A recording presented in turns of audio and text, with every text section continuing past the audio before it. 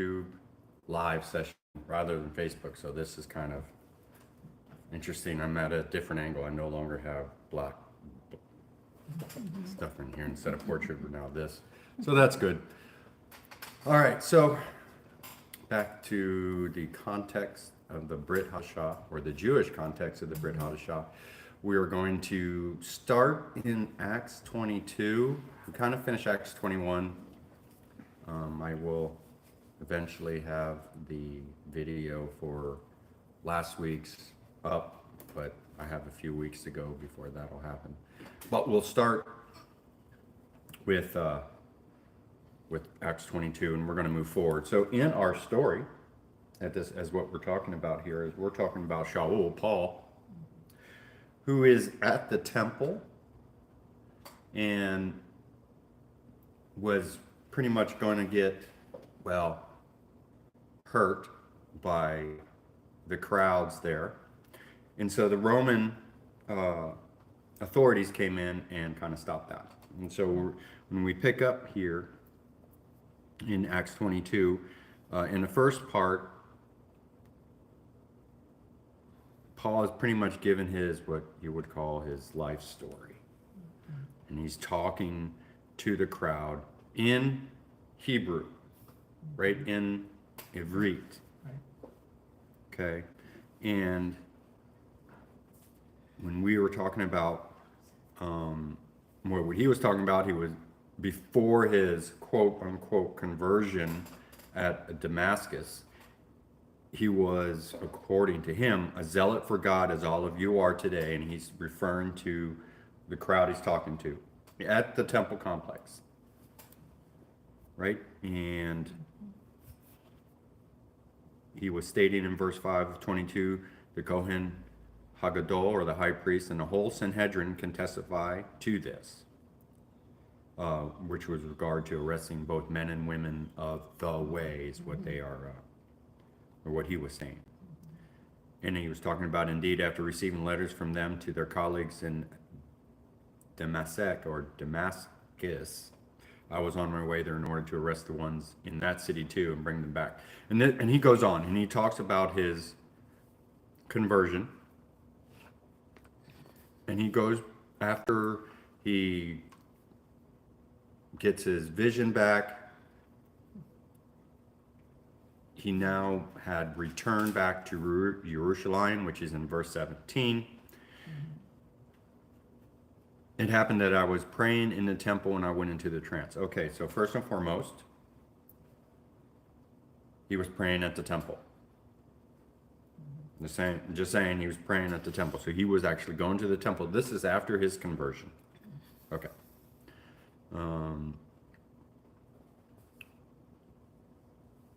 And he said, I saw Yeshua.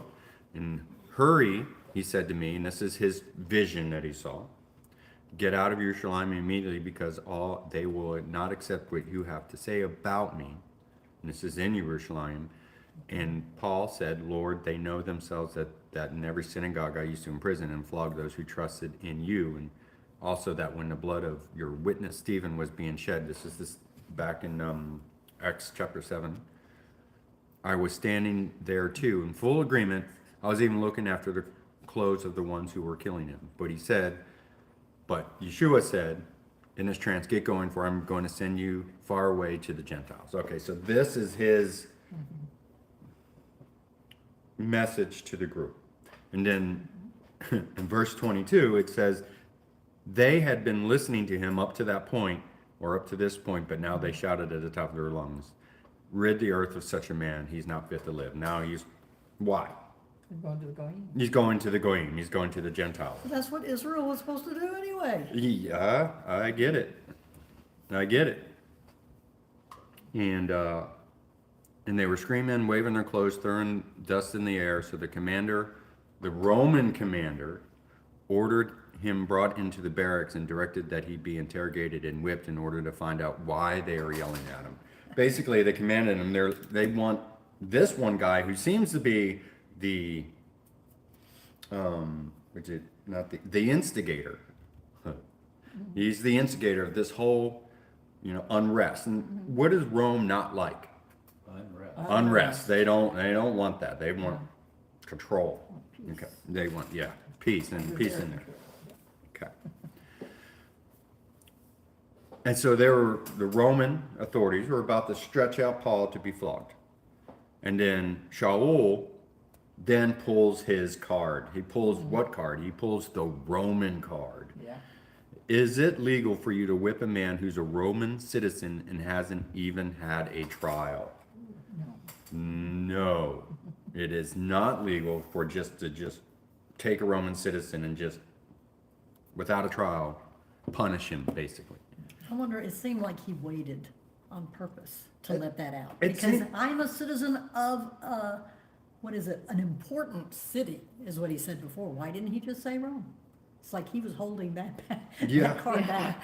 And maybe, For emergency. Yeah. right, and we don't It's- have a clue. Well, where is Tarsus? Because it's either Saul or Tarsus. So where Tarsus that? is north. It's I think it's in southern Turkey. Yeah. On the coast. Yeah, it's on southern Turkey, which is right now it's southern modern day Turkey. It would be Asia Minor, and so that would mean Might have been talking it about was a that. Roman province, Roman province at that time. Could have been. Well, Could have been. yeah, exactly. And so he pulled out the Roman card, and so the captain, when he heard it, reported to the commander.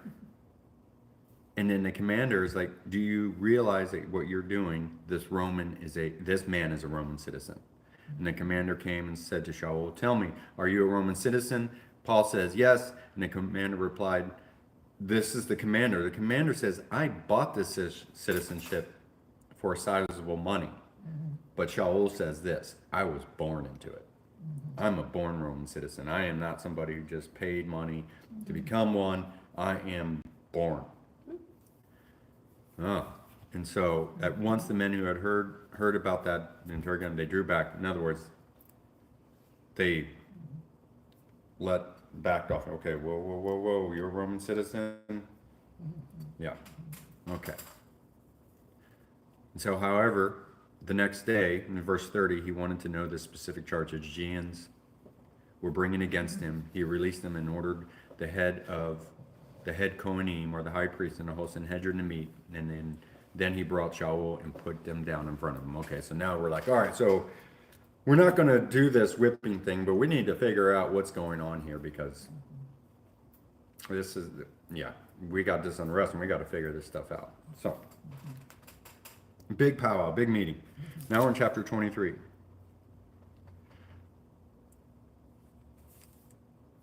And this is very interesting. They brought this meeting in, and Shaul was, I guess, making his defense, kind of. He was making his argument, let's just say that. "Brothers, I have been discharging my obligations to God with perfectly clear conscience right up until today. But the Kohen Gadol, Hananiah, or would it be Ananias in Greek? Yeah. Ordered those standing near him to strike him in the mouth. All right, then Shaul said, God will strike you, you whitewashed wall." Paul didn't he didn't really hold back. "Will you sit there judging me according to the Torah, yet in violation of the Torah, ordering me struck?"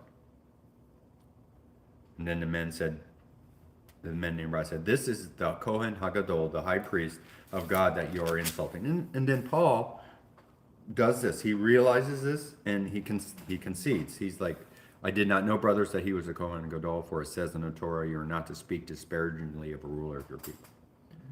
So he's like, he didn't really know, but now he does. And he basically apologized for it. Now here comes the fun part, and this is where the idea of the Jewish context comes in. All right, in verse 6 of chapter 23, but Paul, right? Seems like I'm a little low. That's better. Okay. But knowing that one part of the Sanhedrin consisted of Sadducim, which is the Sadducees, and the other of the Prushim, or the Pharisees, right, he shouted this. All right, so now, brothers, I am myself am a Parush, I am a Pharisee, and the son of Pharisees. And it is concerning the hope of the resurrection of the dead that I am being tried. Okay, so we've talked about this before, so we're not going to go into details of it, but there's theological differences, I'll just put it that way, between the Sadducees and the Pharisees. The Pharisees believe in life after the dead, and we'll stick with that because there's other things. And the Sadducees do not believe in resurrection of the dead. So we have this. Now, that is a difference Paul is exploiting here. When he said this, an argument arose between the Prushim, or the Pharisees, and the Sadducees, and the crowd was divided. So, he picked a fight. Basically, he said, all right, I'm here because of the resurrection, the belief of the resurrection of the dead. And the Sadducees are like, whoa, no, we're not going to go with that. We're not going to, no. And the Pharisees are like, what's wrong with that? So, the crowd was divided. For the Sadducees deny the resurrection and the existence of angels and spirits, whereas the Pharisees acknowledge both. So there was a great uproar, with some of the Torah teachers who were on the side of the Pharisees standing up and joining in. We don't find anything wrong with this man, and if a spirit or an angel spoke to him, what of it?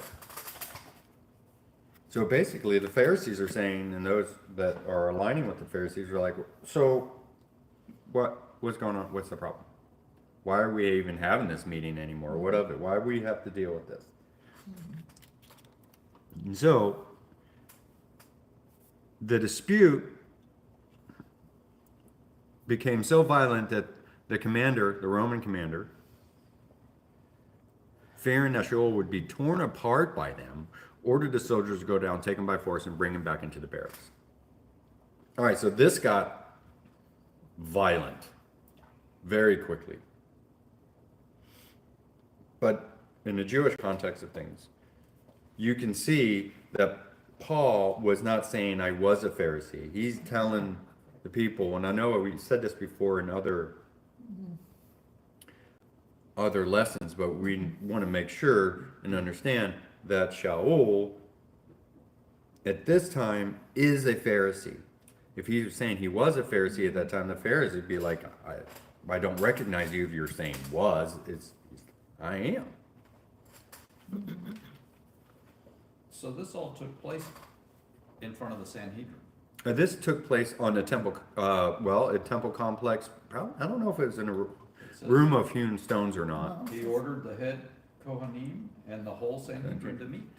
Well, definitely it was in front of the Sanhedrin. Where in, either the temple complex or... They take him someplace else. They don't sound very dignified or well behaved.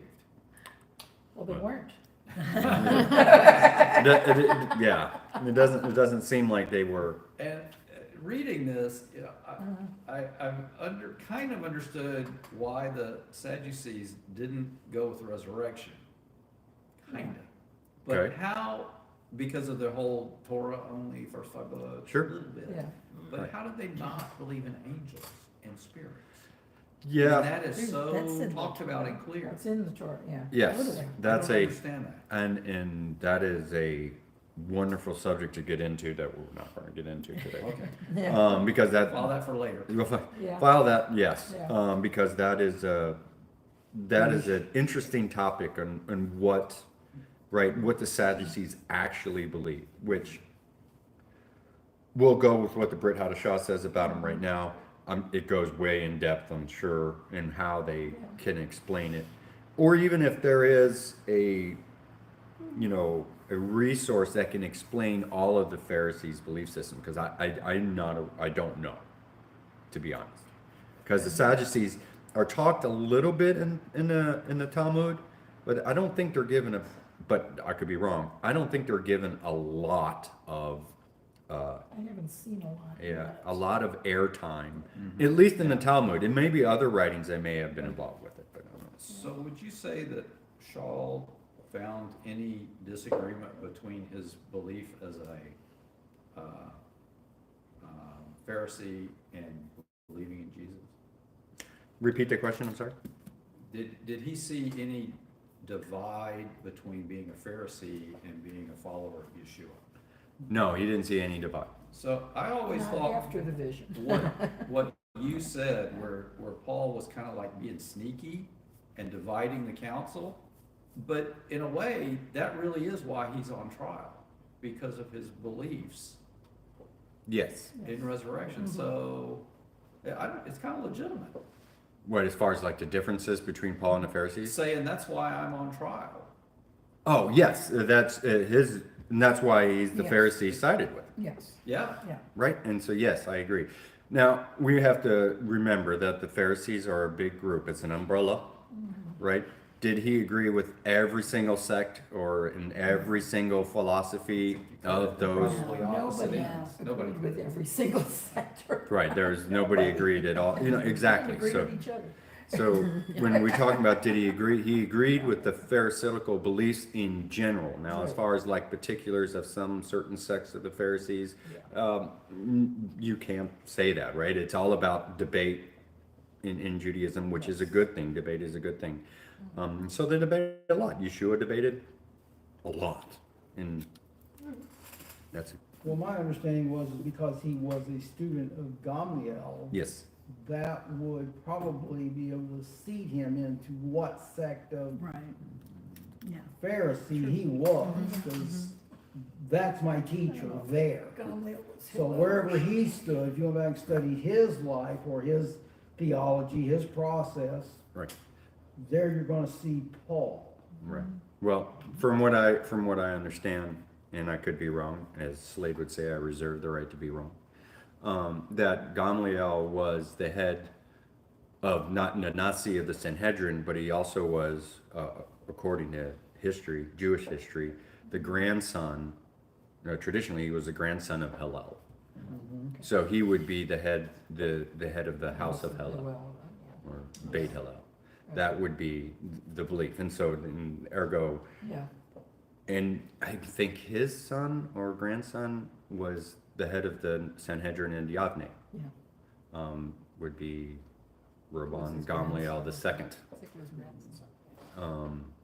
That's how I always placed Paul. I Right, looked at right. Gamliel, and I said, nope, this is a Right. protege Exactly. of him. But I'm sure even in the house of Hillel, there was disagreements amongst. Well, certainly, There's gotta be debate. but you know, Paul's persecution of the followers of the Messiah doesn't really fit all that well with Hillel. With Gamaliel's. No, it doesn't. He went against what Hillel was, Yeah. not Hillel, Gamliel. what Gamliel was talking about. Yeah. Because we've seen what Gamliel says about the way earlier with Kepha and Yochanan. And so Shaul actually went against, after that meeting, he went against what Gamliel says, because after that was Stephen and all of that. Right. All right.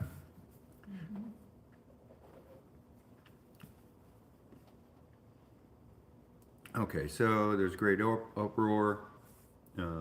Verse 11 of chapter 23, the following night, the Lord stood by Shaul and said, "Take courage, for just as you have borne a faithful witness to me in Jerusalem, so now you must bear witness in Rome." Now, this just goes into a saying of, does it seem like Paul got anywhere with this? You know, in other words, do you think he convinced many people on the Temple Mount of, a lot of things? And you would say no.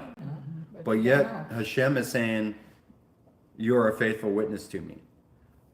Now, I know it doesn't really deal with the context of what we're talking about, but I'd just like to say, if it seems like you're not successful, you actually may be. Right? It's like, well, Lord, but look at these people. I mean, they didn't even respond to what I had to say. And he goes, "You're faithful." Yeah, But the whole city heard about it, and who knows what the was happening. debates that were happening. Yeah. Right? Right, exactly. Right. So this is still before the destruction of the temple. Right. right? You still have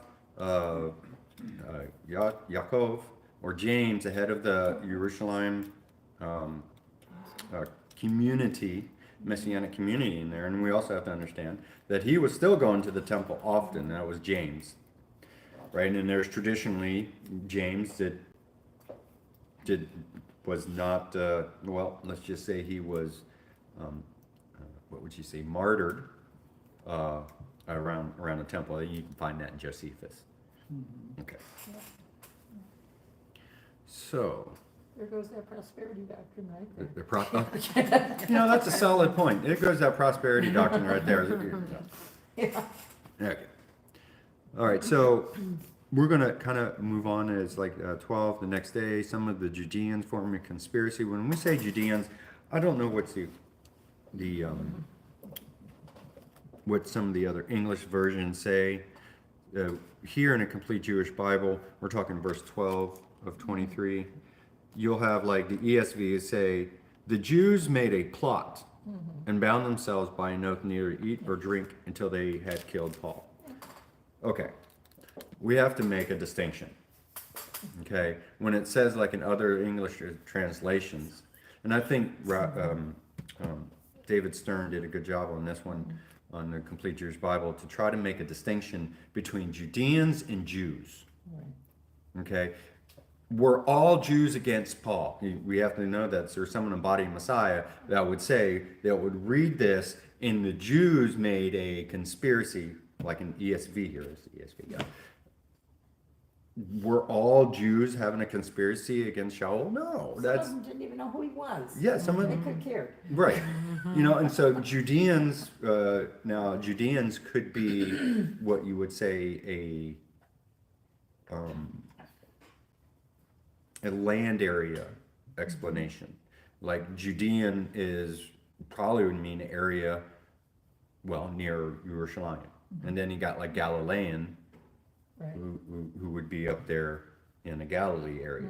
I would think it would be more toward a land area versus a whole people group. And Right. even then it says some. Right. Doesn't Yes. say all the Judeans. Exactly, right.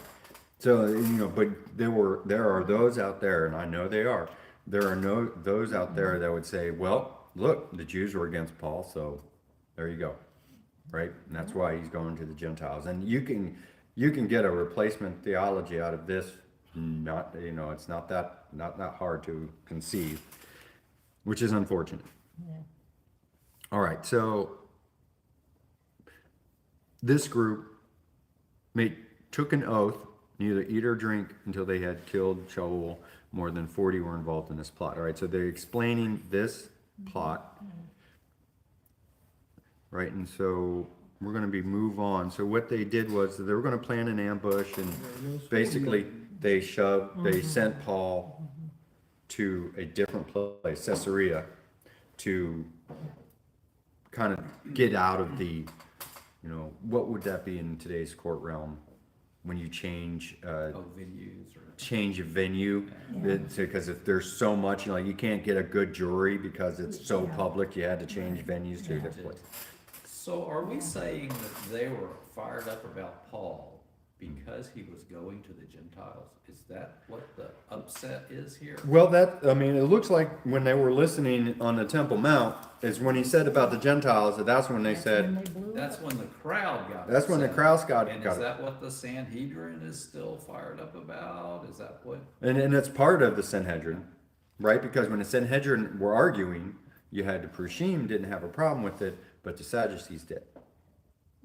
So what exactly about going to the Gentiles was so anathema to them?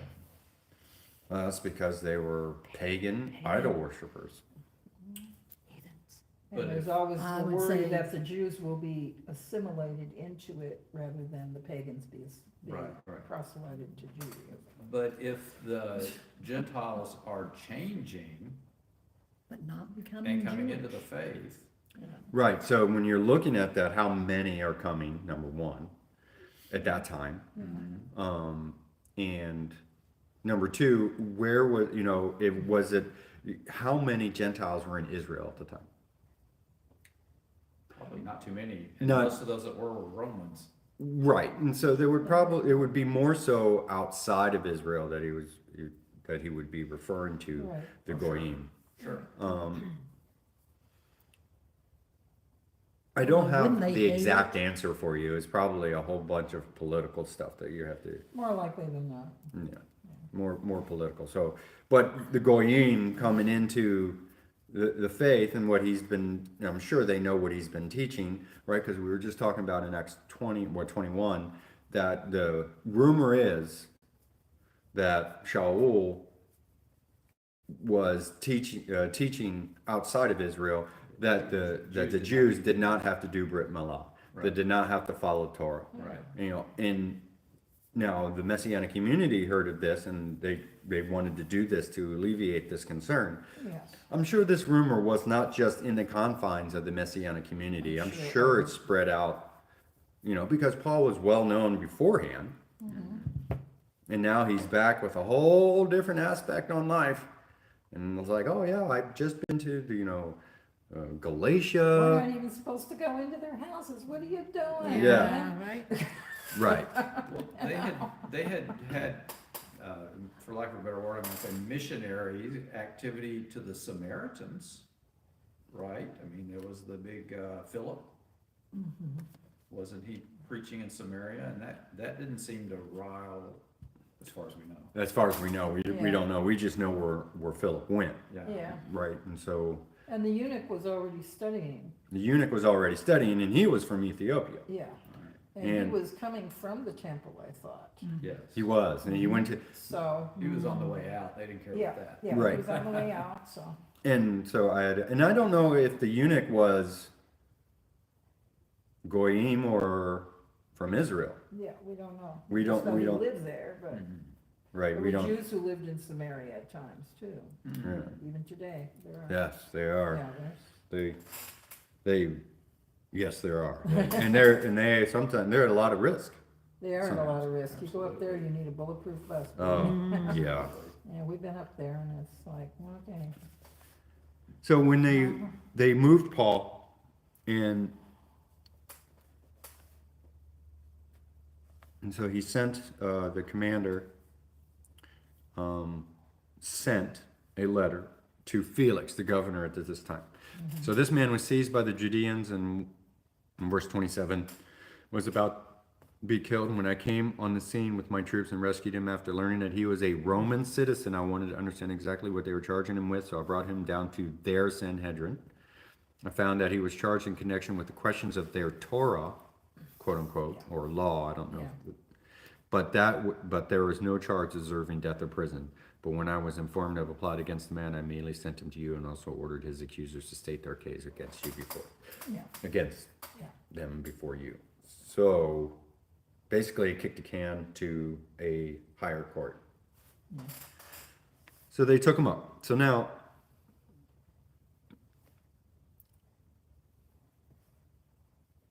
we're going to go to chapter 24, and we're talking about the now trial or hearing, if you will. Okay, after 5 days, verse 1, the Kohen Hagadol, Ananias or Hananiah, came down with some elders and a lawyer named Tertullus, and they presented their case against Shaul. Okay. Now, now we have to understand, the high priest at this time is from where? Just Jerusalem, and his ideology is Sadducee, is Sadducee. That is a important thing to keep on remembering here. We don't want to have a different, And they were also the liaison with the Roman government. yes, High they, priest, yeah. the Sadducees, exactly, it's a good point. The Sadducees Yeah. and the Roman governors, tight. Yeah, Tight. yeah. And you can see this with the execution of Yeshua. You can see how tight they are in that. Okay. This is their charges. So they came before. This is Tertullus began to speak to Felix. Felix, your excellency, it is because of you that we enjoy unbroken peace. Yeah, you can see it. And it is your foresight that has brought to this nation so many reforms in so many areas. Ah, that's not buttering up. Yeah, there you go. Yeah. Yeah. It is with the utmost gratitude that we receive this, which is this meeting, this audience before you, great and awesome Felix. But in order not to take up too much of your time, I beg your indulgence to give us this brief hearing. Oh, that's nice. So we found this man a pest, Shaul, and this is Tertullus on the side of the Cohen Haggadols. It's basically his lawyer or a prosecutor, if you will. He is an agitator among all the Jews throughout the world and a ringleader of the sect of Nazarene, or Nazarene, yeah, Nazarene. Okay, he even tried to profane the temple, but we arrested him. Now, what was this profanation of the temple? They're saying he brought a Gentile. They You thought said- he brought it down. They thought their accusation is he brought a temple. He brought a Gentile into the temple. What I'm saying, probably past the court of Gentiles. Right, right. All right. But by questioning this man yourself, you'll be able to learn all about the things of which we are accusing him. The Judeans also joined in the accusation and alleged that these were the facts. I mean, were they lying? I don't know, probably. But with some of the things they're They saying, may not have thought they were lying. did they find him a pest? They certainly did. Are they lying on that? No, this guy's an agitator. And they He's thought he brought a Gentile into the temple. Yeah, they thought, They're yeah. not lying, they don't think they're lying. Right, right. They're being very cautious with their words. Yeah. That whole misinformation, disinformation thing going on. Yeah, it's a lot of It's disinformation. been going on for centuries. That's Notice they been don't have their hands on this Gentile though, they don't. no, they don't. They don't have their They hands grab on. Paul for it, why don't they have him? Yeah. Yeah, no, they don't have that either. So, yeah. And these Judeans, it reminds me of like all these riots we have in our country, and you're like, what do these people do for a job? How come they're always out? They might have been paid to be there. Why are they following them around, you know, to Right. be witnesses or whatever? I know. Paid to protest or to be a witness against. Right. Throw bricks. Okay. Yeah, So the governor motioned for Paul to speak. Here's Paul. nothing new under the sun. 24 verse 10. I know that you have been judge over this nation for a number of years, so I am glad to make my defense. As you can verify for yourself, it has not been more than 12 days since I went up to Jerusalem, and neither in the temple nor in the synagogues nor anywhere else in the city did they find me either arguing with anyone or collecting a crowd. Basically, he's saying, I have not been an instigator to start this mess. I have not gathered a group to go against or to cause a riot or cause some type of problem. And nor can they give any proof of the things of which they are accusing me of. They can't prove it. They're just making these accusations. But this I do to admit to you, I worship the God of our fathers in accordance with the way which they call a sect. Let's pause. Jewish context of the Brit Hadasha here is that this is a moment. HaDerekh. Sounds familiar. It's- Now, when we're talking about the way, is a sect of what? Judaism. Right? This seems to be, like, at least when I was growing up, this really wasn't told me, right? It was a sect of what? Christianity. Christianity. Chabad was a sect of Judaism that was not accepted for many, many, many years. Yes. So, Yeah, exactly. And so this sect of Judaism, if you will, Paul just stated here that the congregation of the way, Aydat, HaDerekh, is in Pauline thought, which is Pharisaic, right? Torah observant. right. I mean, we're talking We're not talking anti-Torah here. We're not talking about anything. The Messianic congregation was a sect of Judaism, Yes. and it still is today. Yeah. At least it should be, Yeah. right? Is it there's some in the body of Messiah would don't go there, right? They totally reject the idea of Judaism. In fact, calling it the religion of the Jews. In fact, calling it and calling it something that's evil. Let's just call a spade a spade. It is not evil. It's not. Messianic Judaism is the faith of the book of Acts.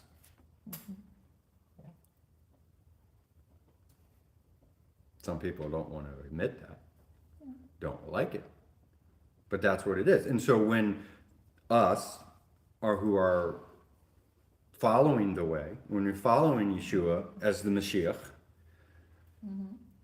should we, not follow the ways of Israel, not follow Judaism?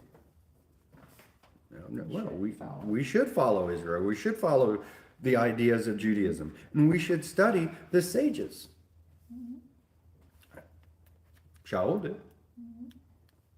I mean, I know that some of the sages came after Shaul, but let's Hillel and Shammai was before. I just, that little sentence people like to gloss over. It was a sect of Judaism. I mean, in the Sanhedrin, not the Sanhedrin, the high priest and their group said it was a sect. Yes. Because Paul's saying they call a sect. Okay. I continue to believe everything that accords with the Torah and everything written in the prophets. This is Paul's defense. Okay. I still follow Torah and everything written in the prophets. That's Pharisaic. But everything that accords with the Torah. What are some of the other translations? What do we have here? Verse chapter 24. Do we have any interesting ways it is said? When we're looking at verse 12, I think, no. Verse 14. Right. Verse 14. Do we have any other? That's the JB, So everything, the ESV, according to the way, worship the God of our fathers, believe in everything laid down by the law and written in the prophets. Okay. Yeah. I don't, this seems like a vague way of saying to me oral law. Right, so oral law and written Torah. Right, so when I'm looking here, as I see here, I believe everything that accords with Torah. Right, does oral law accord with Torah? Yes. Yes, it does. So he believes everything because you can follow Torah to a point, right? But then there's a point to where there needs to be interpretation that needs to be involved. Hashem laid it out like this intentionally so Israel can follow Torah the way Israel follows Torah, and nobody else, rather. Okay. Anyway, so he follows and he goes with everything that accords with the Torah and everything written in the prophets, and I continue to have hope in God and hope in Hashem, which they too accept. And there will be a resurrection of both the righteous and unrighteous. And indeed, it is because of this that I make a point of always having a clear conscience in the sight of both God and man. Okay? All right. And after absence of several years, I came to Jerusalem to bring a charitable gift to my nation and to offer sacrifices. Wait a second, what? Paul gives his defense. What is he doing? He brings a gift, tzedakah, by the way, and to offer sacrifices, right? How long has it been since the ascension of Yeshua? Shaul is giving sacrifices and plainly admits it here in chapter 24. Not there. Not here. It says offerings, not sacrifices. Offerings, right, offerings, yes. So, yeah, some of the English translations don't, now, David Stern may have taken a little bit of a liberty and said offer sacrifices. But let's be real here. Offerings is sacrifices. It doesn't necessarily have to be animal sacrifices. It could be grain offerings or heave offerings. Well, we know he was gonna pay for the sacrifices of those, Nazarites. Nazarites. Exactly. So those were animals there, There right were, there. exactly, or animals right there. So, and it was in connection, in verse 18, it was in connection with the latter that they found me in the temple, and I had been ceremonially purified. Mikvah, anybody? Okay, I was not with a crowd, he's by himself, and I was not causing disturbance, but some Jews, some from the province of Asia, in other words, they were outside of Israel, they ought to be here before you to make a charge if they have anything against me, or else let these men themselves to make a charge if they're, or else let these say that what crime they found me guilty of when I stood in front of the Sanhedrin. And other than this one thing which I shouted out when I was standing among them, I am on trial before you today because I believe in the resurrection of the dead. And we understand that from this point of view, that it is really the belief of the Pharisaical beliefs and the Sadduceical beliefs, right? Because he's there for the resurrection of the dead. Is he? I mean, he's there for the following of the way, right? He's there for following of the way. But why is he really there? Well, Yeshua was resurrected. Yeshua was resurrected, and according to the prophets and Torah, the resurrection of the dead is still coming. So you can see that disparity. That would definitely mess up the Sadducees' idea, though. It would definitely, yes. Yes. But Felix, who had rather detailed knowledge of things connected with the way, put them off, saying, when Lysias, the commander, comes down, I will decide your case. All right, so the commander's going to come down. And so Paul was put into custody. And after some days, Felix came with his wife, Drusilla, who was Jewish. So Felix's wife was Jewish. Just throwing that out there. He sent for Shaul and listened to him as he spoke about trusting in Yeshua. But when Shaul began to discuss righteousness, Torah, self-control, and the coming judgment, Felix became frightened and said, for the time being, go away. I'll send for you when I get a chance. Okay. He was waiting for Shaul to give a bribe. Says I'm getting uncomfortable here. Right. Even though he had, what did it say? Detailed knowledge of the Detailed things knowledge. concerning the way. Right. He knew about it. He knew Yeah. about this movement. Right. It's interesting. Detailed. Very interesting. All right, we'll end there. 24. We're going to start with chapter 25 next week. This is not a thing on just the book of Acts, but there's so much packed into this book that is, the contextual is Jewish. Is a good thing. The Rebbitzin translated Korbanot. Where's I just lost my. We're gonna sacrifice. Right, so sacrifices here.